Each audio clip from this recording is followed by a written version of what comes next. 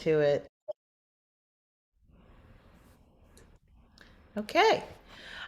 So welcome to ODETTA Digital. If you are in fact, if you've already joined, absolutely welcome. If you're still deciding, I hope that you will. I did receive a number of people that were referred to me from the online site that some of you applied to in advance. And I went with just the artists whose work I could really relate to. So you were selected in that in that piece. And I am trying now to get this window brought down. There we go. So I'm also going to start sharing the screen so we can go over details as we move through this process.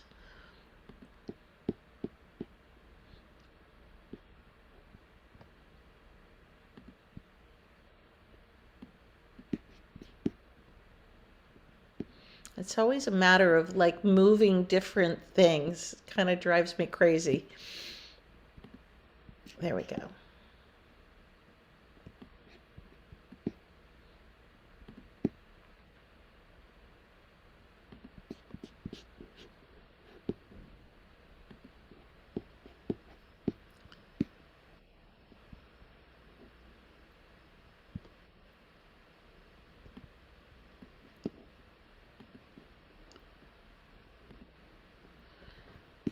Okay, so starting with Instagram, Paul, you said that you also have an Instagram account?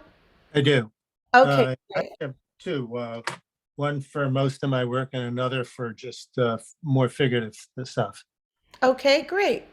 Yeah, if anyone didn't have an Instagram account yet, I would say that that's essential really to our version of launching. Have the two of you had a chance to look over some of the other SHIM Art Network connector groups on Artsy? Have you done a little homework with that yet? A little bit. I did. That's what prompted me, I think, to apply. So, Mm-hmm. but this was, I can't remember, 6 weeks ago, 8 weeks ago, something like that. So I haven't looked back at it since, but I did a little bit of a deep dive back then. Mm-hmm. Well, I'll pull up the website just for starters. We Peter Hopkins is an artist, and he lives in Connecticut, and I was his neighbor, basically, not only in Connecticut, but also in Bushwick. We both met because we had galleries going there. And so with Peter, he's actually been working with the Shim Art Network idea for quite some time. I'm not sure. Oh, Stephanie Bernheim. Hang on. This is maybe one artist. Hello, Stephanie? Yes, hi, Ellen. Are you too late or I have something that says to let you in soon, but nothing happened. Oh, I couldn't see that, and now I'm sharing a screen. So let me stop this share and see if I can see you. Yeah, I don't I don't see you as trying to be in this meeting yet. Okay, but I have the hope to let you in. Let me close this again. It says leave meeting. I don't know. Go ahead and leave the meeting. Okay, Although it says that there's 5 participants. Oh, here we go. I got it. you got me? Yeah, yeah. Thanks for the call. Okay. No?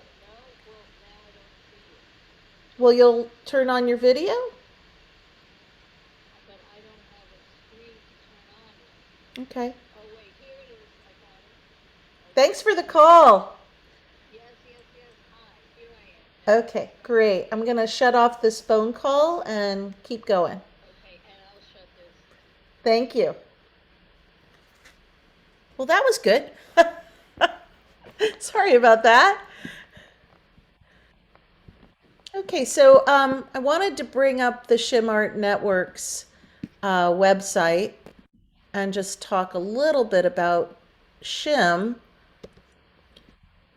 Paul, are you familiar with SHIM outside of, I mean, how'd you get, you know me through Andra Samuelson, right? Well, I, I looked into ODETTA, and that led me to the SHIM website where I applied. Okay. So ODETTA is part of SHIM? Yes. I was brought in to help develop connector groups when we got into lockdown.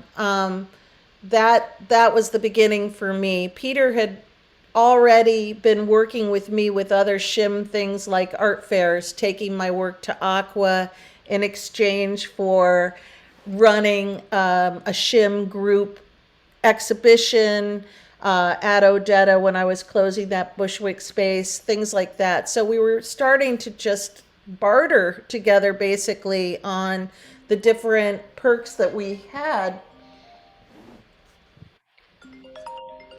Hello? Hi, it says that there's something wrong. I have to restart my, something's wrong. I can't access my microphone or whatever, so I have to restart my whole machine.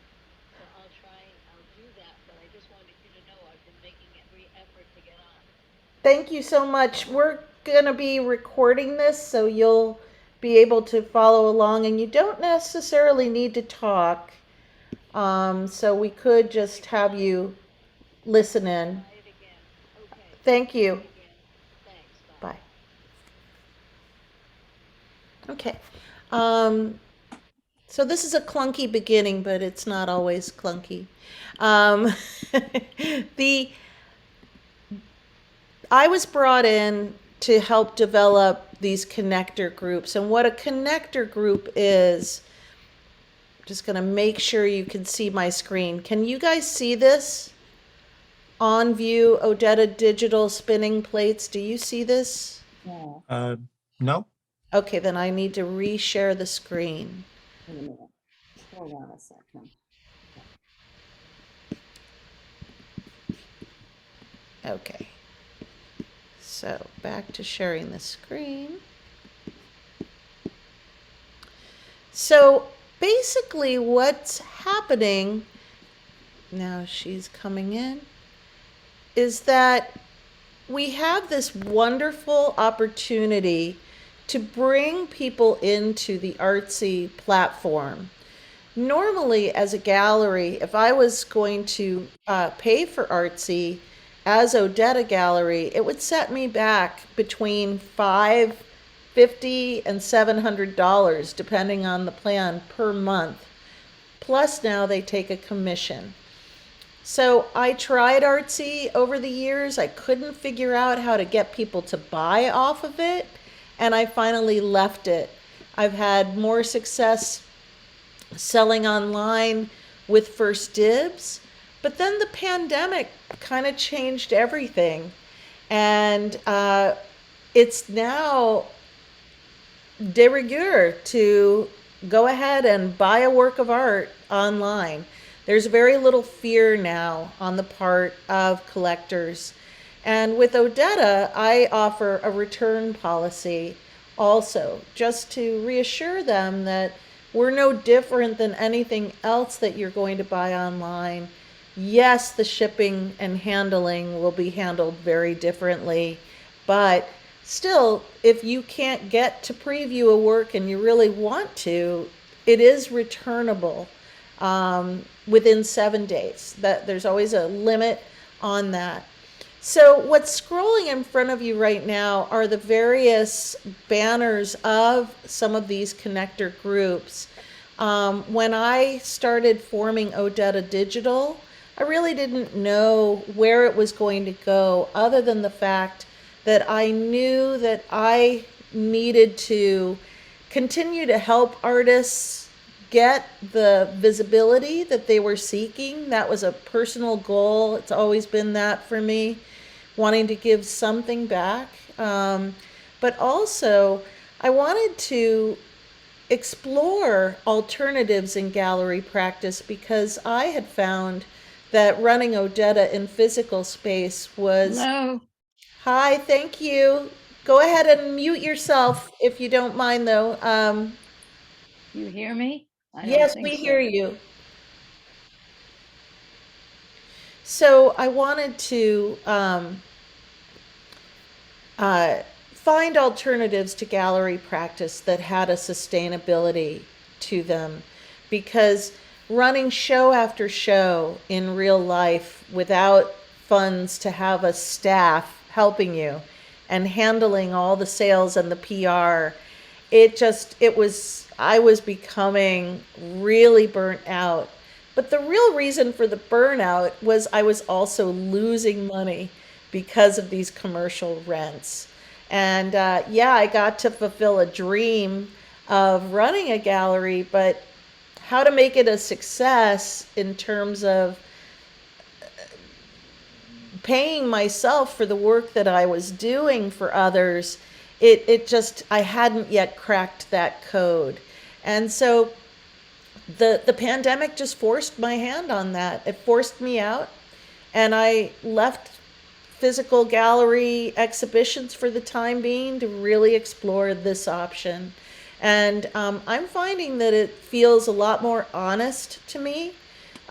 And I feel that I'm finally able to be a success as a business owner. And 2021 was finally a profitable year for me. Um, the beauty of the online gallery is that because I'm not covering a commercial rent, I only take a 30% commission on sales, and the artist takes 70. Stephanie, please mute yourself if you don't mind. I can hear you typing.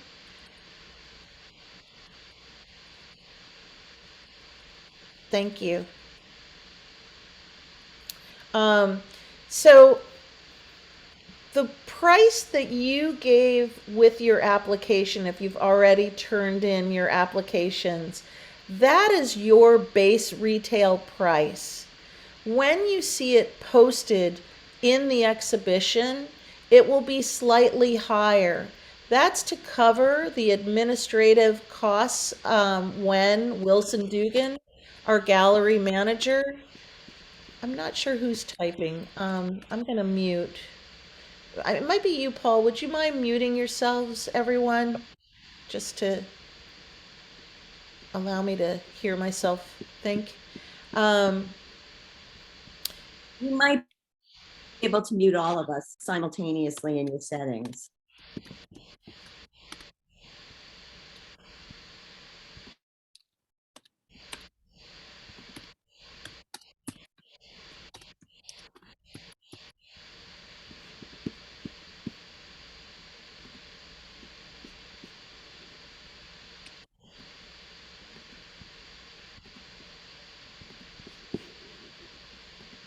I guess I could just do it individually. I'll just do that. Stephanie isn't muted and she can't hear us, is what she's saying. Okay.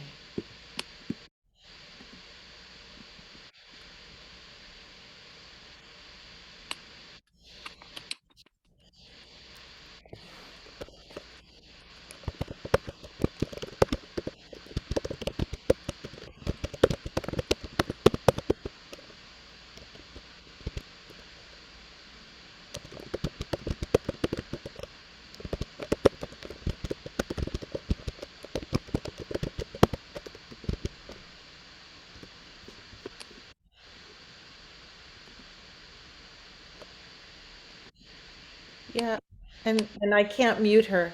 It's odd. Okay, now I did. Okay. Um,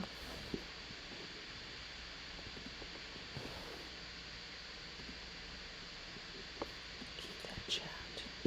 So with the pricing, you're going to see a slight increase on that, but that is money that ends up being dispersed for the service charges with the uploading that Wilson encounters, as well as taxes that get charged for the work of art, and any processing fee with a credit card. So, in general, that ends up being about 18%.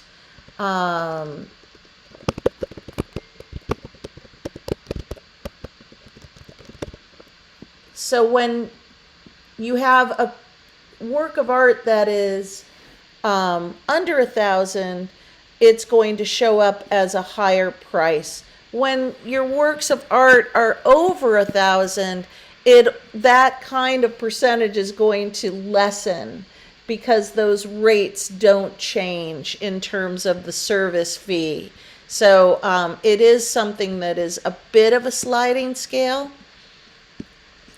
So I'm trying to get this chat moved on. I apologize for all of these moving parts right now. This is our current exhibition on Artsy. It's called Spinning Plates. And I've been setting up the titles, trying to reflect what's going on in our world. And, okay, Stephanie, I need to mute you. I really do.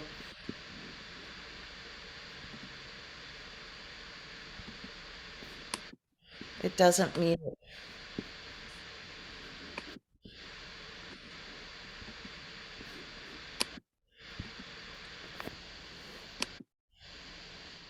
She can't hear me, I guess, is what's going on.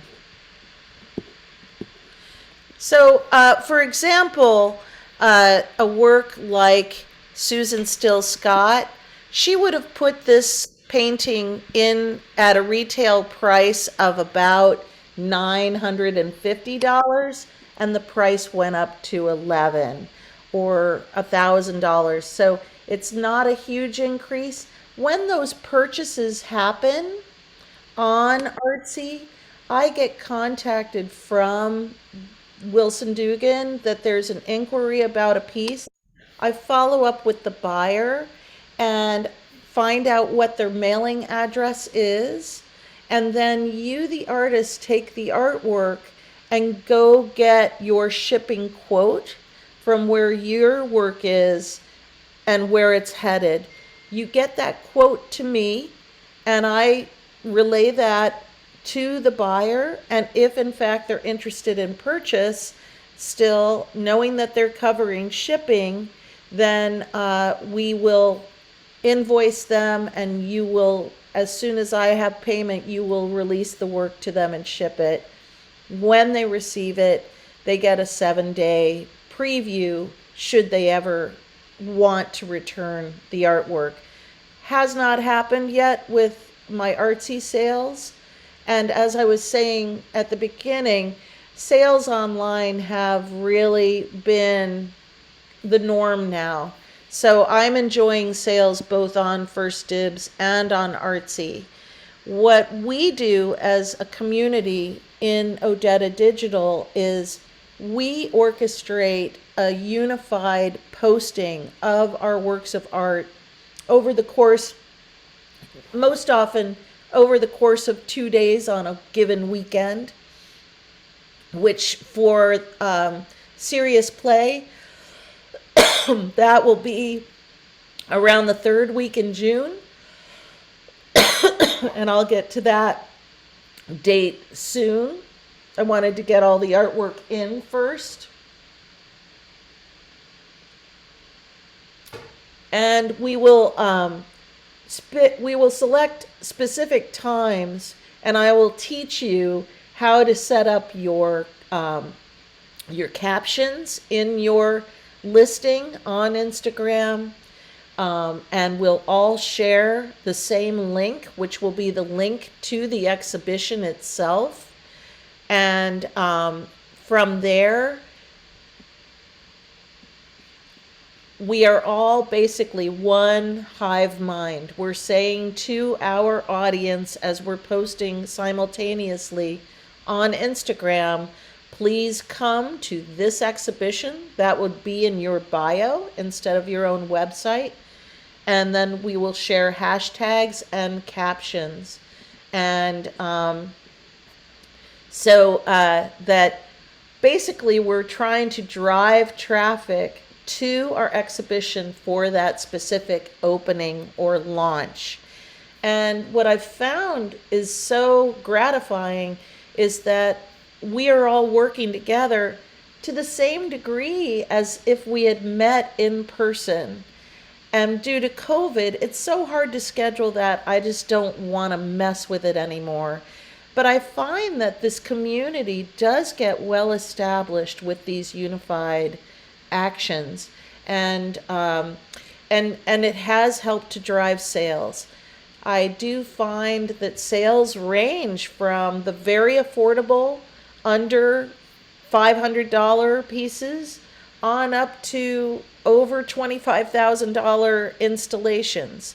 There's nothing that says that you can't show significant work on Artsy and set your price, ask for it, and we're going to work together to try and get your audience to help locate it for you. So hashtags and tagging and the link in the bio all serve to help steer people to your specific work. And if you don't use things like MailChimp to announce your shows, I would encourage you to consider this. I consider the online shows more valuable than in-person shows anymore. I know that that's hard to swallow. We all love having people see our work and the tactile presence of our work in real life. I understand it. But when it comes to how people are collecting, they don't necessarily need to take the time to get to your show anymore. It can be right there at their leisure, and they can reach out and ask me a question. So it can work for you quite well. And there's really no reason to stop showing in physical space now, but having the tools to know how to handle your work on a digital platform, now you're really covering more of the bases that you maybe haven't had a chance to put time into until now.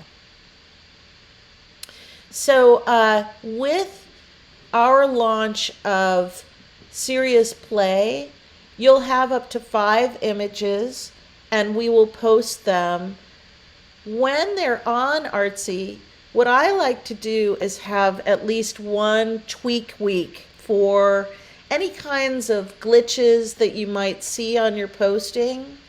And so that by the time we're ready to launch it to the public, we've had a chance to look over the exhibition. So the exhibition images will be in-house and it will be published June 10th. However, I like a good week following to make sure any changes that need to take place get done. And then we'll launch sometime that week after the 16th. And probably that weekend following, which I think is going to get us into the solstice. So it's kind of nice to tie it in with something on a global scale as well. So the listings themselves, how it works on the Artsy page. I wish I knew how to reduce this thing. It's always in the way. This is Tayo Heiser's work.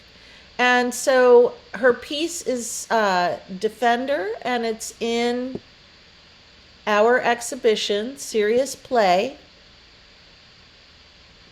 When you bring up her image, that's where you're going to see your new price point, the full information that you gave Wilson.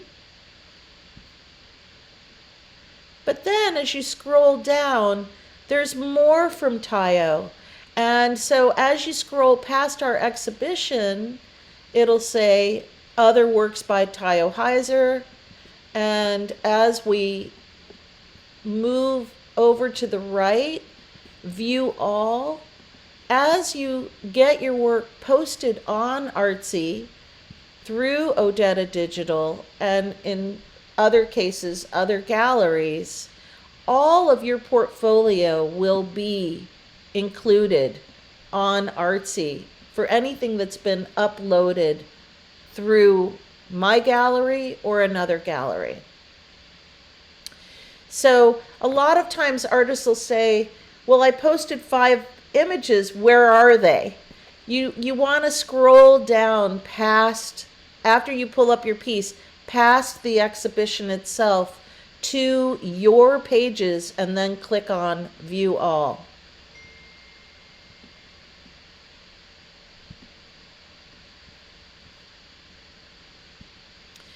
Some artists worry, if the work's been on for over a year, is it getting stale? The answer is no. More is better with online markets, actually. What's harder for the artist is just keeping it organized and making sure that if you have an exhibition coming up where you have a piece that's posted through me, you need to make sure and let me know that and how you want to handle it. As a gallerist, I would say the works that are in their first year with me, I would like to, if it's going elsewhere, be in touch with that other entity, and I will loan the work to them as ODETTA Gallery. I would like my gallery name to be present with that first year. After which, not as necessary for me, but if you want the ODETTA name aligned with your work, I really appreciate that. I think it would be great. But sometimes after a year, it might not be as necessary to have it on loan from ODETTA to another space. And I'd hate to see you feel any sense of, how do I balance this with another gallery, that sort of thing. We just need to have a frank discussion about how you want it handled. A lot of exhibitions that happen in nonprofit spaces, they're not going to be working as hard at getting the work placed. So if you don't want it to be available for sale during that exhibition run, you let me know and we remove it and do this kind of thing: price on request or contact gallery. So there's a lot of flexibility. If you're having an open studio and you've posted that piece through ODETTA Digital and someone comes up to you and you give them the bargain of the year because you like that person a lot and you want a piece in their collection, you need to let me know when it's no longer available. And as a courtesy for the work I've done with you, getting the piece introduced on this platform, I would ask for a 10% commission on that sale. And that's all based on the honor system. But you wouldn't want to have something listed as for sale when it's been sold. You also don't want to have another gallery posting your work on Artsy, because now you've got duplicate images and sometimes the pricing is not the same. And so you want that inventory that you're developing online to remain consistent and be professional. And sometimes initially it's a little bit of a juggle, but you'll get there. I know you will. And you can always ask me. So then where does the work go? Well, this was a recent launch that we did just in our midterm. I called it the midterm hackathon. And again, a group post. So we all came together and did a launch. And in the case of how I'm handling my posting, oftentimes I use group images to get through posting something from everyone. This exhibition, Spinning Plates, opened in December, And we are now running these shows for 6 months or half a year. Your first 5 images will come on this with this exhibition. Your next 5 images will come on in the December show. Once you have 10 images on Artsy, you become searchable on their platform. You can't add more than 5 in any semester upload, unfortunately. And the idea of having more than 10 works up into year 2, that kind of thing, some artists are like, I don't want too much on, it's getting confusing, or I don't want it to look like nothing sells. And I always point out as an example the artist Ed Ruscha, who has over 5,000 listings on Artsy with multiple galleries. So if it's okay for Ed Ruscha, I think it can be okay for us. So quantity is a good thing on your online markets, just so you know. The most important aspect that you really want is good photography, because this is your advertising medium. It's not costing you much at all to be there. And what you want is to put some high quality photographs into those listings. If you are a sculptor and you want more than one view, we can add details to your images. That'll come in that tweak week idea. I don't think that Wilson offers on the template, on the jot form, a a place for doing multiple listing or multiple details yet. Let me just pull up actually that. Where are you?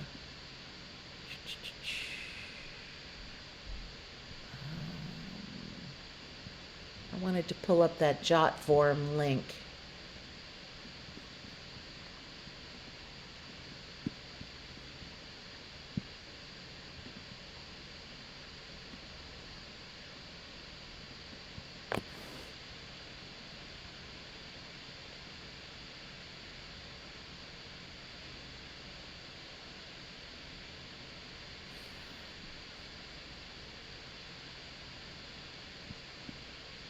You included that in our letter. Yeah, that's I'm getting to the letter. Thank you so much.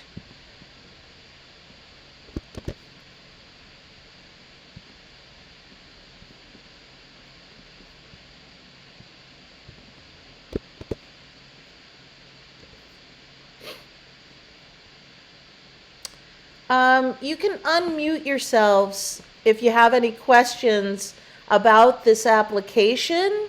This might be a time when you want to have a question. Ellen, can I ask you, I submitted 5 works to you, but I need to know which works I submitted. I know and that's what I did not put into a folder. At some point, can you send me those back so I know what I sent you? So, what you should have received from Wilson upon successful payment and finishing of the application, you should have gotten a confirmation PDF from him that shows your 5 works. I didn't receive it. I only received a letter from you, and it was you forgot to send me that. It was sort of like I got sent it afterwards. Oh, okay. I didn't receive any notification of like the money and how much and all the other application fees. I just submitted this online, but nothing else. And it definitely was received, and you got some kind of a indication when you finished the jot form that everything was successfully received. No, there was when I opened up the jot form, there was absolutely nothing in there. So I was a little confused when I got the letter from you. I mean, I can pull up the letter. You wrote a little note to me on the very top that you had forgot to include me initially. Right. So I think there's a little bit of confusion in terms of where I am in the process. Okay, I'll follow up on that. Sounds good. We The don't have to take this time now with everybody. what usually happens is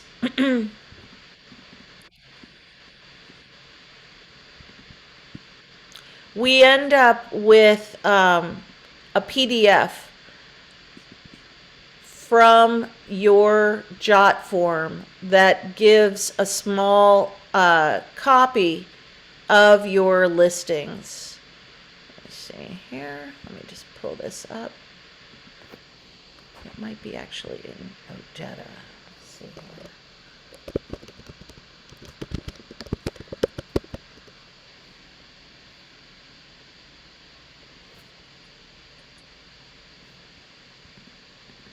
See if Charles Birnbaum.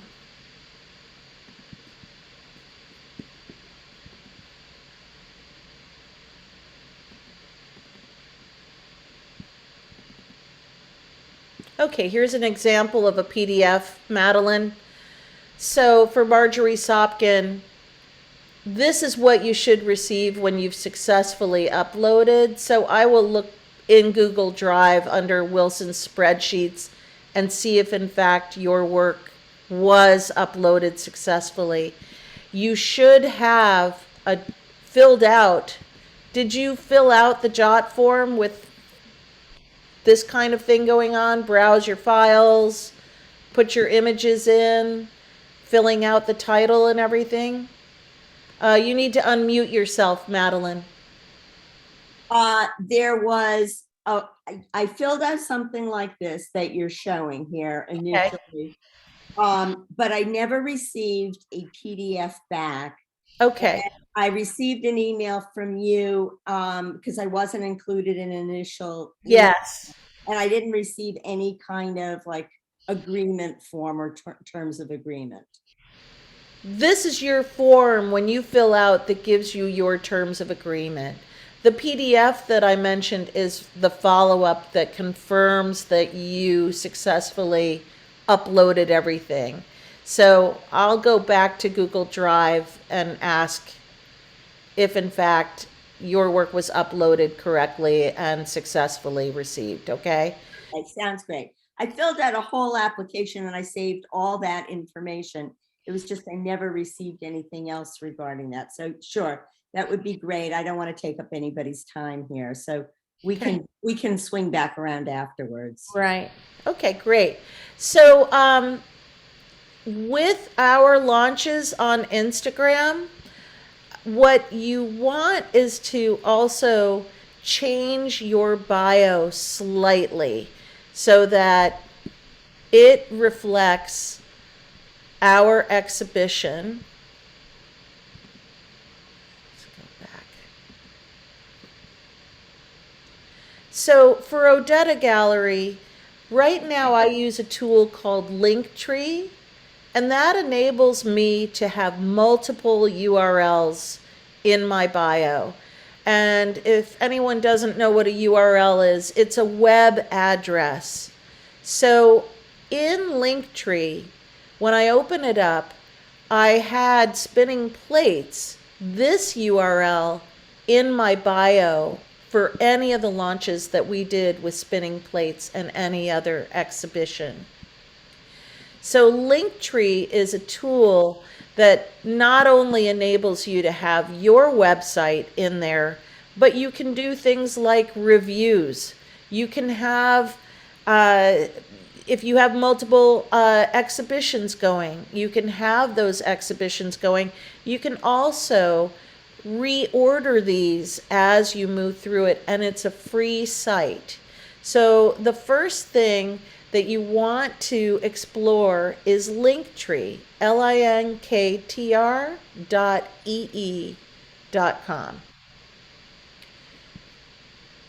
It's pretty easy to use, and once you get it going, you'll probably be very happy that you took this one on.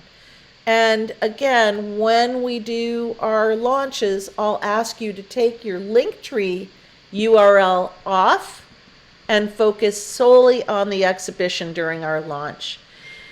if you haven't really set up your Instagram, it's important to think about your audience.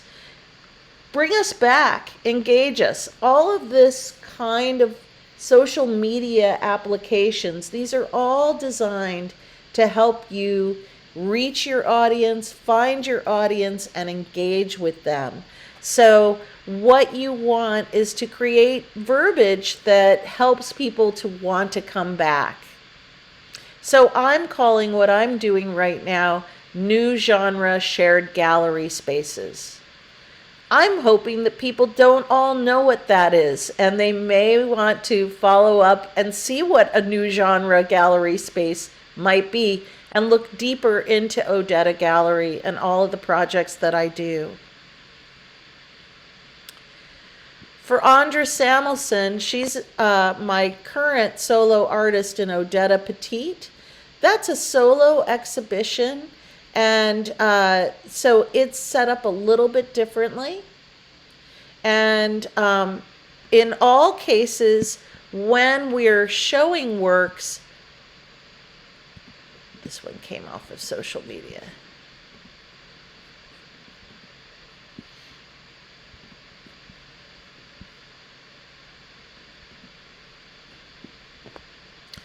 What you also want is to tag the photo itself. And in Instagram, tagging is really your opportunity again to link to websites. So Bridget Kennedy's image, Artsy,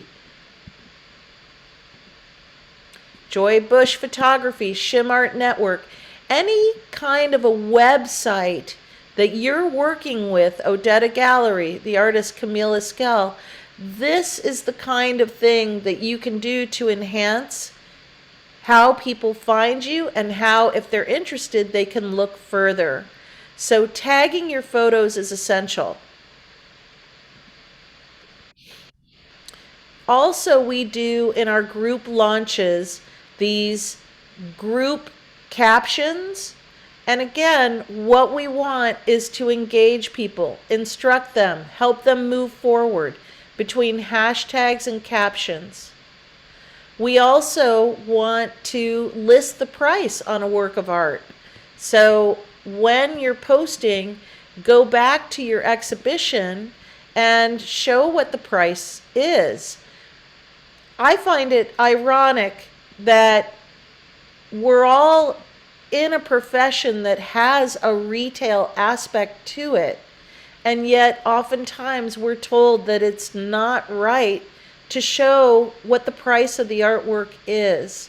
So unfortunately, our audience may not know that it's for sale. So it's important to go ahead and toughen up the spine one more time, get out of the rhetorical and into really understanding that people want to know what things cost. They don't want to be hoodwinked. And art is one of those areas that's ripe for suspicion.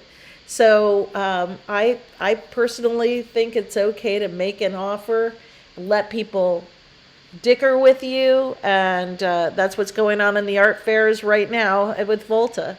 So you're just taking the bull by the horns now. So here's an example of a good caption with the image label taken from our exhibition page so that the price is reflecting what the advertised price is, not what your retail was. There's the tagging. When you're posting on Instagram also, you can triple and even quadruple your social media effects by toggling in and including Twitter and Facebook on your Instagram posts. You can also take it a step further and copy your URL from your post here and put it into LinkedIn. Now you're really addressing the business side of your profession. LinkedIn is a site I never use enough. But every time I do, I notice that everybody's on there and they're seriously professional. And I have sold a work of mine from LinkedIn. Actually, the inquiry was made on Artsy, and then the person sort of disappeared. Happens a lot. Turns out he was the editor of Art Connoisseur magazine, and this was my first sale of 2021 on January 1. So I was pretty psyched about the whole thing. But he didn't get back to me. So I looked him up on LinkedIn, and there he was, and I contacted him. So the sale got made, and I think that those extra steps are ones that we should be taking to, close that loop on the circle there. The other thing is that we have also lots of different hashtags that we use to post our shows. So this is my Instagram page now, not ODETTA, and just wanted to share that with you too. So how do I get a call to action? Curates, collaborates, initiates. And then the inventor of the reverse color organ. I'm really hoping that that intrigues somebody enough that they're going to come looking for my website and ask me what the reverse color organ is.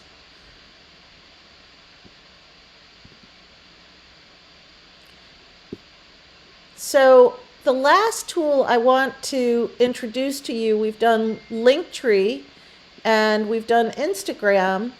Also on Instagram, let me just back up one more time. You can do multiple posts through the carousel and show several views. This might be where your details come in. This is an antique house that I'm starting to restore with my son in Connecticut. So while it's still unused space, I'm putting small interventions in just to let the house know there's an artist there. So it's been a house that's always been owned by artists. So I'm the next in the long line since 1696. So I'm pretty excited about this restoration and this project, and it'll be ODETTA's future home as well. So multiple images happen in the carousel, but they also happen with a tool called Layout. Have any of you worked with Layout yet? Okay, so Layout is a way of combining images. Carousel is one way, but Layout is another. And I have a lot of fun with Layout. It is an Instagram tool that you have to upload to your phone. It's an app. Once you get that tool in place and your photos are also in your phone libraries, you can combine images.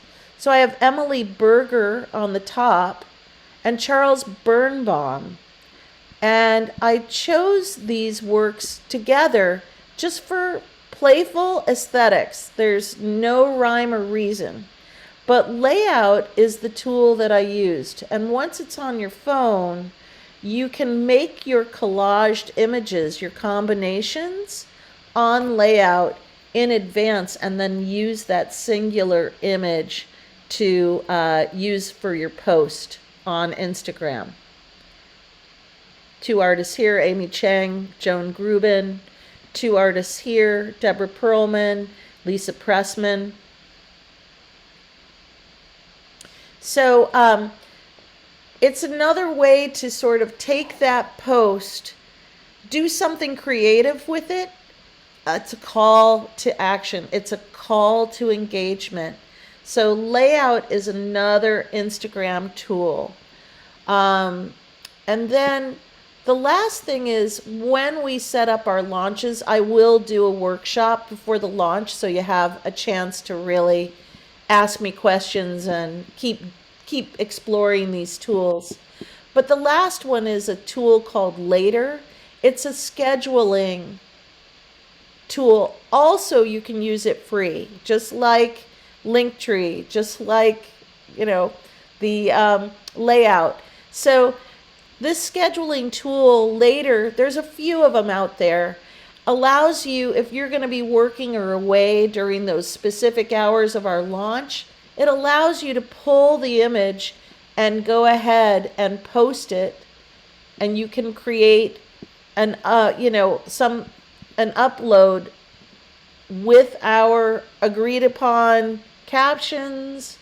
You can add your link in the bio, so the link tree or the exhibition, the location, and you can preset these and they will post without you. The downside to later is that you'll be away, so you won't be engaging on the site with the rest of us. So I would say during that weekend launch, when you can get to a point where you've got a little free time, please engage with one another. So that's the only downside to the later pre-scheduled tool.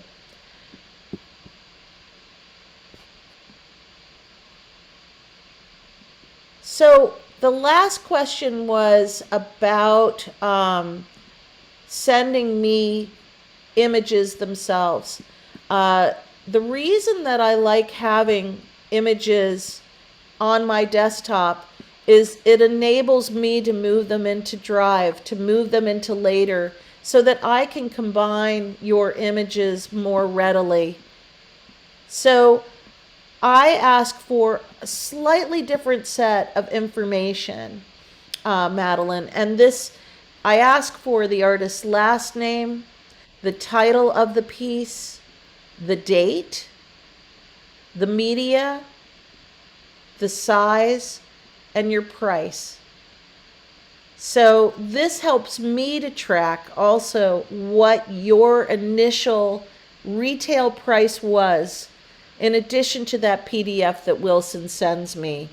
I have it also in advance on my desktop. So if I run into a question, or if I'm trying to close a sale, I know what your base price is. It's right on my desktop, and I don't have to hunt and peck for it everywhere. As artists, if you can start to offer your images labeled for your other exhibitions, for anyone that you're sharing your images with, you will go to the top of the list as the artist that is easiest to work with, because you didn't make them have to search around for your information. It's always right with your image. So this is a tool that my web designer taught me early on when I was running ODETTA, and I share it with artists, and I've got to say, you want to be the person that's easy to work with. So for this upcoming show, you want us to send you 5 images labeled in that fashion? Yes, and I also asked for a copy of your bio and an artist statement about the work and a current CV. And I also asked that they not be in PDF, that they come to me in a Word doc in case I'm doing a press release and I may want to put what you're saying into my own words as well, or combine language one artist to another. It just gives me flexibility. So the last exhibition, which was spinning plates, this is for instance, you'll see how it ends up.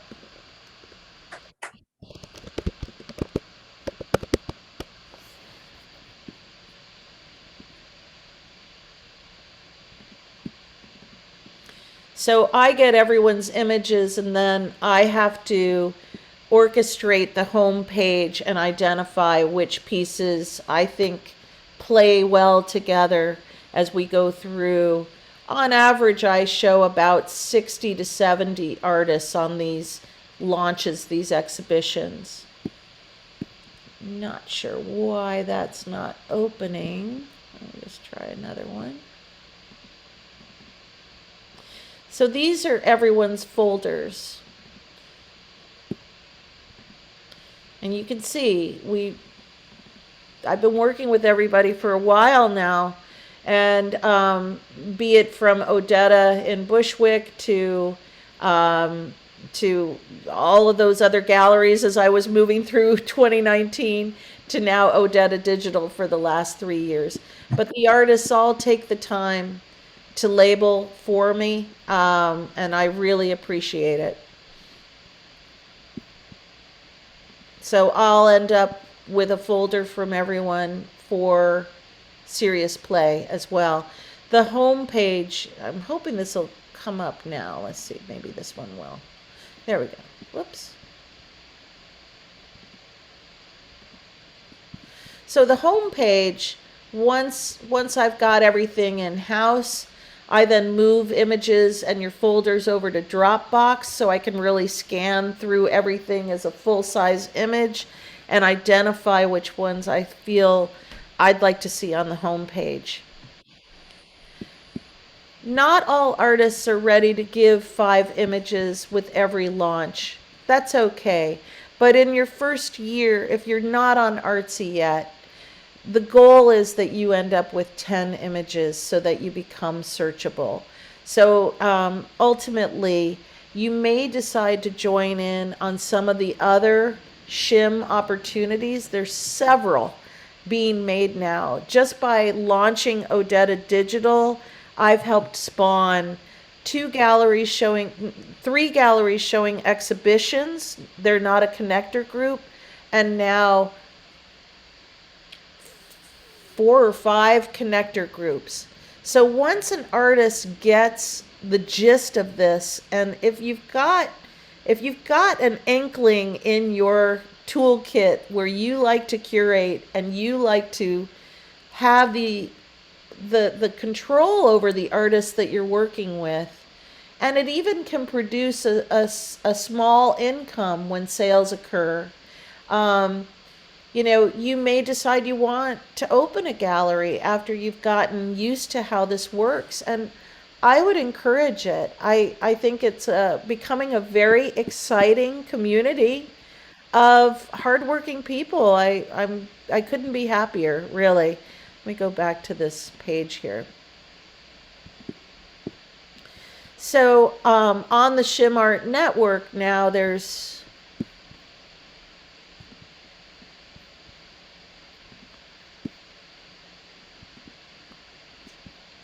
is our list of exhibitor groups now.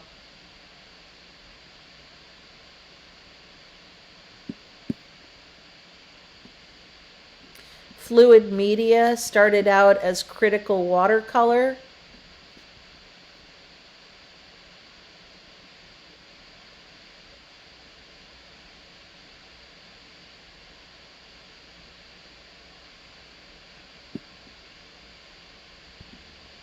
A lot of artists are in more than one connector group now, and each connector group has its own version of how they like to work things. Again, it's kind of it's an open opportunity that you can shape. There's also they started something called In Situ, which allows you to write critically about different exhibitions.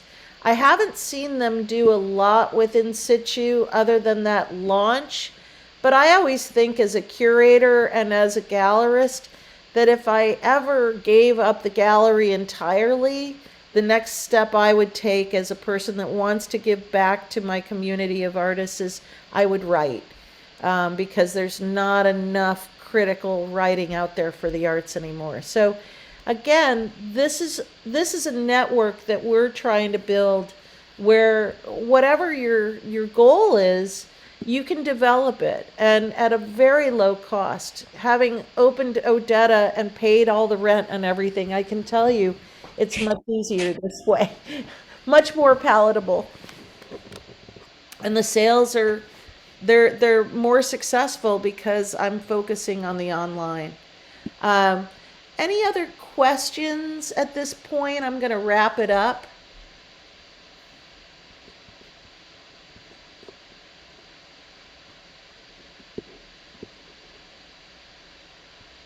Okay.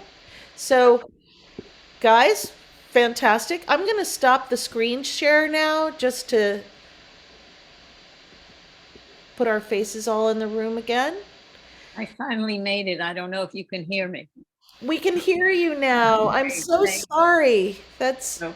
I don't know, there was something wrong with my microphone setup and I managed to do it. I'm not really sure how, but at least I did it. an excellent example of perseverance pays, right? Yeah. If at first you don't succeed, you just keep on trying. Um, yeah, well, welcome finally. We'll have other opportunities to be together on Zoom. Stephanie, where are you located? In Manhattan. Oh, good. Okay, great. Me too. And Patricia, you've been silent. Yes, sorry. I Welcome. was taking it all in. It's It was very a lot. informative. I'm just, I actually, I have to go back because I'm not sure I heard from you before this other letter either. So, but I have to check my files. Okay. Where are you from? I'm originally from New York, but I've been living in Philadelphia. Great. It's not so far. Nope, not at all. Yeah. Well, that's the other benefit. Unfortunately, the silver lining in COVID is that artists can participate wherever you live now. And it's enabling me to start to move back to the Midwest because I can run my business in New York and I can run it in a computer anywhere in the world. So, my hope as a curator and as an artist is that I continue to meet artists and work with them, and we just have fewer boundaries. So, I'm really there's some incredible opportunities that have developed with all of this time that we've spent now in-house as opposed to out in the world so much. Um, so if something, one back to logistics about sales and opportunities. The first one I wanted to say is for someone like you, Paul, where the work is sculptural and ceramic, if something were to arrive in a shipment broken, you would be getting number one, a quote on shipping and insurance. That's mandatory so that you protect yourself and the buyer. If they had to return it because they weren't happy with the work, they would have to return it in kind with the same level of insurance. So that's number one.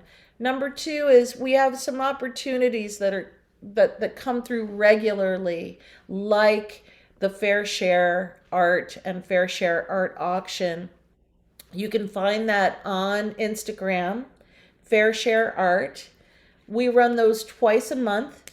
Those are opportunities for people, mainly artists, to collect one another's works. And so everything is priced at 250 or less. And so you can post up to 2 images 2 times a month. And it happens on the first of the month and the 15th. So you would, as you become a member, I'll start funneling things to you of other opportunities. It can kind of make your head spin, all of this, and keeping track of all these deadlines. So take it all with a grain of salt. When you have an extra 5 minutes and you're curious about something, go ahead and give it a shot. There's no cost in applying for Fair Share Art, and they take no commission at this point, anyway. So that's just a nice entry point. I have a number of small works that I'm working on in the studio right now just to start to build up more inventory for Fair Share. We did just run an auction, and we will again specifically based on certain goals. Like the most recent was Ukraine relief funds. The collectors they could select from up to 4 different charities going on for relief in the Ukraine, and so they would select one. these works of art had no limit on the price, but in that case, it was a straight out donation of your work of art. So you'll see on this Instagram marketplace how people can buy and sell works of art through just the comment section. Fascinating. Um, I'm a gallery. I basically am working hard to put myself out of business while I empower artists. But to me, again, I like transparency. I like to see how things work. And I don't think that there's not enough room in this pie for all of us. I think there's plenty of room. And creative people are always going to try and innovate. So I go with it and I think it's right. So, you know, and business is doing better as a result of that attitude. I'm not looking to close down people's opportunities. So you're going to see a lot of things that you may learn for the first time as you get into a network like this, but be fearless, have some fun. And when you have I, a question, ask me. I have a question about the insurance. I've always just used whatever the carrier's insurance was.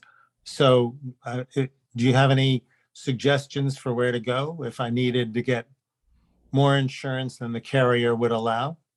No, I don't. I would just do what you're used to doing. All I'm saying is I know your work as ceramics is a little bit tougher. It's something that you really have to think about when Uh, shipping.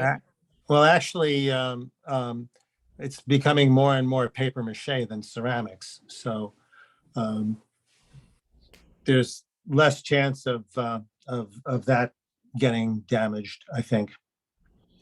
Yeah, well, that's good. I saw that you were working in paper mache. That's fascinating.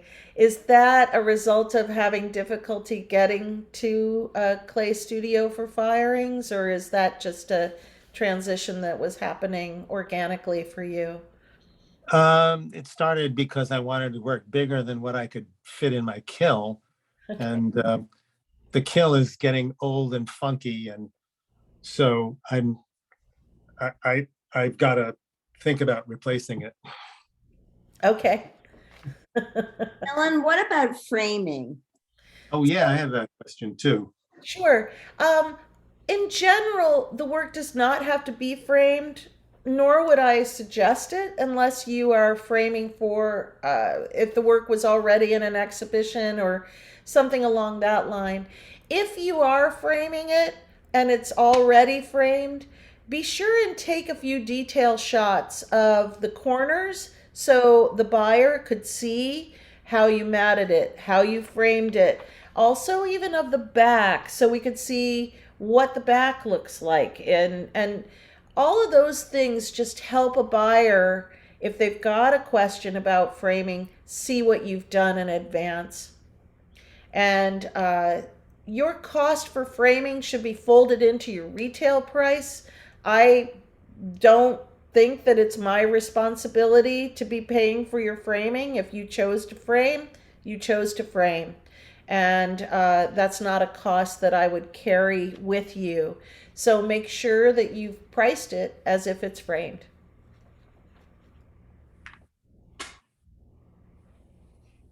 Will you be able to, at some point, maybe after this meeting, take a look in your paperwork and see where I might be in the midst of everything? Yes. Okay, sounds great. Yeah. You can send me an email afterwards. Yep. Maybe it went into my spam. I'll take a look. I didn't see anything, but I'll take a look. Okay. Yeah, if it's in my Google Drive from Wilson Dugan at this point, I'll also download it and send it to you so you can see Okay. it. Okay. So I'll do that as soon as we ring off. This recorded Zoom, I'm going to bring the recording to a close. Getting the recording sent out takes a few steps, so you won't see that in your inbox until tomorrow. I have one question. Mm-hmm. Um, what if you're not, in terms of sales, what if you're not around when something is actually sold? So that is a real issue. If in fact you expect to travel for any length of time, you definitely want to let me know that. And travel's a little tricky anymore in terms of international, based on everyone's rules of COVID and quarantine. So if you got stuck in a quarantine situation and your time away was extended, then be sure and let me know. If in fact, I don't need to hear from everybody all the time, only when a sale is coming up, but I'd like to have access to you via email, so that if a sale occurs, we can decide what to do at that time. But it also wouldn't hurt for you to isolate, and organize the works that are available online so that they're, something where if you're away, you might point a friend to that particular storage space so they could pull the work for you if it's a good friend. But it's, yeah, you know, artwork sells. It sells online, and sometimes even I can't access it because I'm in the process of moving a lot right now. I changed up my home situation dramatically over the past 6 months. So I had a situation where someone was purchasing on First Dibs for an artist who's in Michigan, and I knew I had the work packed and stowed. I just didn't know if it was in the storage unit in Connecticut or in the New York apartment or in the condo in Indiana. So I had to let the buyer know I was looking for the work. Did they want to put the sale on hold, cancel out until I located it? And she was so accommodating. She said, I'll just wait. That's okay. So I got the work as soon as I was in Indiana and was able to ship it from there. So in general, I don't hold artist works. This was a vestige from Odetta Bushwick. Any other question about shipping and Yes, yeah. Do you have particular shippers that you recommend? And do you have a size limit? I do not have a size limit. I actually, I enjoy large scale installations, even things that are really tough to ship. Um, but it's up to you, the artist, to get that shipping quote. If you need help with where to go, I can certainly provide you with some information. That would be very helpful. Thank you. Because I've never shipped my work directly. I've always had a gallery or someone shipping it for me. Mm-hmm. Yeah. So 9 times out of 10, if your work is two-dimensional, you can get most of it right out the door with FedEx or USPS or UPS. But again, you want to get a quote on that in advance, and you take it to one of those places so they can help you identify the right size container for it if it's something oversized. When work gets into the stretched canvas over $6,000 range, where the size is in the 30 by 40 or larger range, I then usually refer the artist to white glove delivery. And they actually are excellent, and they're in Brooklyn, but they also can pick up artwork in other areas. White glove will work with you. Will they pack it? Yeah, and you would get a quote from them on that. That would be just in the New York area. White glove delivery, I think, occurs in other areas. First Dibs is the company that I first got introduced to white glove delivery with. And I've had works picked up in Connecticut. I've had works picked up by white glove throughout New York, at least throughout Long Island, Westchester County. not sure if it's gone anywhere further afield, but I know that the term white glove delivery is something that people use different shippers and they have that service and it's a top tier service, white glove delivery. So even in places like Rochester or Philly or Atlanta, I think that if you start Googling your shippers and look up who's handling white glove, you should end up with something that's really top notch, and you can vet it with other artists, even other galleries. Ask them how they're handling who their shippers are. Can you review with me, the shipping gets paid for by The buyer. buyer? Okay. So you, the artist, I reach out to you and I say, I've had an inquiry about this piece. Please go get a quote on shipping. Now, you can't get a quote if we don't know where it's going. Right. Some of these inquiries, they just go into thin air. Nothing happens, right? Usually that's about the time when I ask for an address. If they don't want to give me a shipping address, they're really not buying that work of art. And that's okay. We had the inquiry and, it's just going to roll off my back. But I do let you know because I don't know what's gone on with you over the last 6 months, say, and that work. It might be in an exhibition and you forgot to tell me or something. You know what I mean? So the first thing I do is I check it out with you. Do you have the work available? Please get it ready to go get a quote on shipping. I'm waiting to get an address from the buyer. If it's a friend and you're selling to the friend and they want to go through an artsy channel and support your business, which is wonderful, sometimes in those cases, the artist assumes the shipping. And that's a personal choice, and we would get to that net price for the commission split regardless. So, what happens when you get a quote for shipping is you actually pay the shipper initially. You give me the receipt, you send me a copy. The buyer has paid me.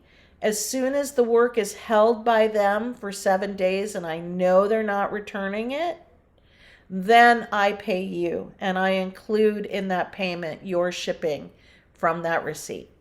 Do you get returns, many returns, or what is the, I do not get many returns. I've gotten, in the 7 years that I've been running the business online, I have had 3 returns. Okay. One was an item that arrived slightly damaged, and it was one of those shipments where it got lost in translation. So it was kind of jinxed from the get-go. And so I ended up getting the piece back, and it was just a small work on paper. So it was a shame, but another time it was a designer who purchased, I'm going to say, 8 sculptures to review them with the restaurant client and then returned all. So that was a very depressing day for that artist. that's terrible. I hated it.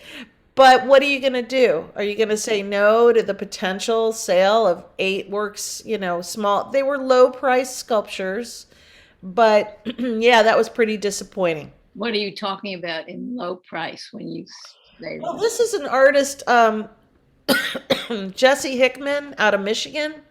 And he had these really wonderfully fresh wood painted objects, almost looked like glyphs or a little bit like Philip Guston elements painted, and he created them out of recycled pallet wood. So his price point was always under $600 for these. But that doesn't have to be your story. You can have your regular price point.